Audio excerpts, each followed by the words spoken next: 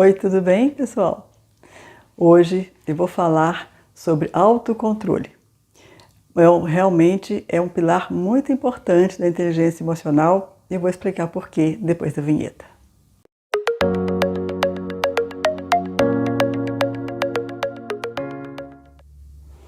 Na verdade, se nós não tivermos domínio sobre nós mesmos, alguém ou alguma situação vai nos dominar. A gente não consegue, na verdade, fazer isso o tempo todo. Muitas vezes a gente consegue só parcialmente isso, ou às vezes nem consegue mesmo, porque a situação foge literalmente do controle. Isso é até natural. Mas na maior parte do tempo, penso ser prudente, nós pensarmos um pouco sobre isso e assumirmos essa posição de realmente ter, na medida do possível, autocontrole e autodomínio sobre nossas palavras, sobre as reações que temos diante dos desafios, né, que normalmente acontecem no dia a dia. E muitas pessoas querem ter o controle das coisas. Hoje eu observo isso. Não, então, pessoas querem ter controle sobre as outras pessoas. Eu vejo pais, mãe ou então pai querendo controlar os filhos o tempo todo, ou vice-versa. Vejo cônjuges, um querendo controlar o outro, ou chefes querendo controlar o tempo inteiro, né? A pessoa está subordinada a ele. Então, controlar as pessoas é alguma coisa que acontece com certa frequência, né? Uns mais e outros menos. Outros querem controlar a situação, querem prever, né? Prever as coisas, ou manipulando as situações. Acham, né, que podem controlar tudo o tempo todo. Isso é uma mentira, porque é correr atrás do vento. Nós temos algum controle até certo ponto, né, das situações. Mas sobre nós mesmos a gente tem um pouco mais. Sobre o que acontece, nem sempre isso é possível. Mas tem pessoas que acham que isso é possível. Ou então controle sobre um assunto, né, sobre um conteúdo.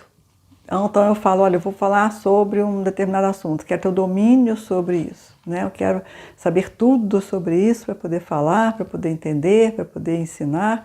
E também uma mentira. Nós temos realmente conhecimento, mas nunca todo o conhecimento, né? Então, as pessoas realmente querem ter esse domínio. Se você compra um aparelho, vamos supor um celular, a maioria das pessoas usam 5, 6 funções dele e vai tocando, né? Mas tem pessoas que querem conhecer tudo do aparelho. Vão lá, ficam mexendo aqui, mexendo ali, experimentando e tal. Até certo ponto isso é bom, porque a maioria das pessoas não tem muita paciência, né, para fazer isso. Mas o mais importante, na verdade, é nós termos o autodomínio, né, na medida do possível, o autocontrole, né, ou seja, um controle sobre nós mesmos. E a Bíblia faz referência a isso, a domínio próprio. No livro de Gálatas, que está situado no Novo Testamento, Paulo faz uma carta para a igreja da Galácia, né, livro de Gálatas. São só 6 capítulos. Lá no final do livro, no capítulo 5º, no verso 22 e 23, ele fala do fruto do Espírito Santo. É como se fosse uma mexerica com vários gomos. É um fruto só, mas com 9 partes diferentes. E uma dessas partes é exatamente domínio próprio. Então, é a importância de nós termos a sabedoria, a calma, a tranquilidade, de não sair do prumo, né, frente às demandas, frente aos questionamentos ou uma situação que acontece, né, de forma inesperada.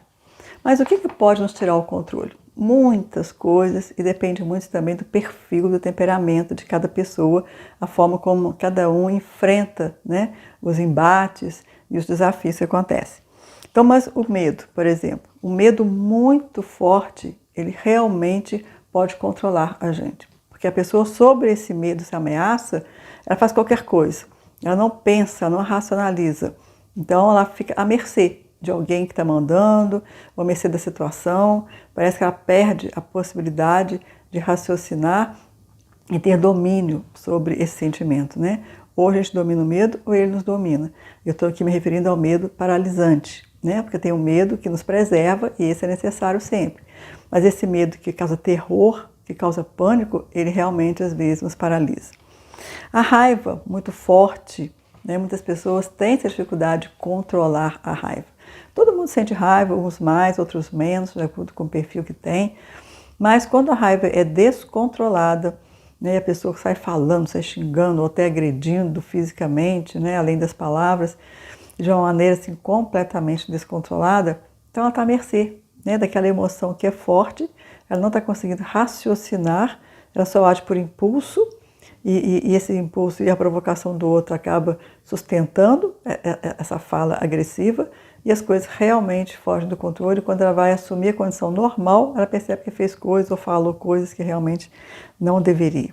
E uma outra forma um pouco diferenciada também da gente perder o controle sobre nós, e quase ninguém encaixa isso, né, nessa ordem da falta do autocontrole, é a manipulação. Quando você se deixa manipular por uma outra pessoa, de certa forma você também está perdendo o controle sobre você. Você está deixando, né, de pensar aquilo que você realmente, distanciando do seu próprio pensamento, distanciando do seu próprio querer, e se deixando simplesmente influenciar pelo outro, porque ele disse, porque ele falou, ou porque ele tem argumentos que às vezes nem são tão assim, convincentes, mas você acaba, né, deixando se levar. Então é uma forma de você também perder o controle sobre o seu querer, os seus posicionamentos, e simplesmente fazer o que o outro quer. Isso pode acontecer de uma forma perceptível, você percebe isso e deixa acontecer, ou às vezes até de uma forma imperceptível. Então, assim, eu penso que a gente ficar atento a essa necessidade, né, de ter uma autoridade interna, de se posicionar, de saber quem você é, o que você quer, né, e falar com clareza, com tranquilidade, aquilo que você pensa, né, e ficar atento a essas coisas todas, né, para que você não fique realmente sendo dominado pela situação, dominado pelas pessoas, pelo medo, por qualquer outra coisa que possa te paralisar ou te fazer mal. Então respira fundo, né? Eu falo isso, as pessoas ficam falando, mas respirar, será que isso resolve? E resolve, gente. Respirar é muito importante, né? Você vai devagarzinho, respirando, para um pouquinho, solta pela boca, respira pelo nariz e solta pela boca.